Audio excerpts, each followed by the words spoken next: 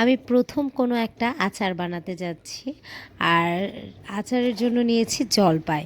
তো জলপাইগুলোকে খুব ভালো মতো পরিষ্কার করে নিয়েছি আর একটুখানি হলুদ আর লবণ দিয়ে সেদ্ধ করতে দিচ্ছি।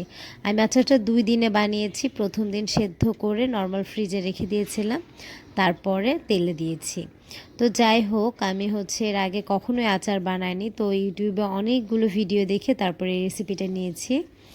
এখন প্যানে আমি সরিষার তেল দিয়ে দিয়েছি আর সাথে 2টা শুকনো লঙ্কা আর 1 টুকরো তেজপাতা দিয়েছি। দিয়ে এতে কিছু বেসিক মশলাপত্র, হলুদ, লবণ, মরিচ যা থাকে, একটু জিরা গুঁড়া, নর্মাল যে মশলাপত্র সেগুলো দিয়ে এখন এগুলোকে একটু হালকা ভেজে নিব।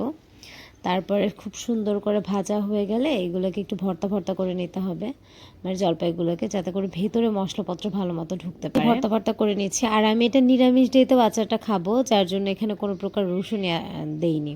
এখন ভর্তা ভর্তা করা হয়ে গেলে এগুলোকে আরেকটু ভেজে নিতে হবে। আর আমি ভিডিওতে দেখলাম যেটা, যে সব মশলা একবারে দিতে না করছে, যাতে করে মশলাগুলো পুড়ে না যায় আর আচারের স্মেলটাও ঠিক আসবে না। তো আমি হালকা ভেজে নেওয়ার পরে এখানে আচারের যে মিক্স মশলাটা আছে, মেথি, মৌরি আর 5 ফোড়নের যে মশলাটা, আমি হালকা তেলে নিয়ে ব্লেন্ড করে নিয়েছিলাম।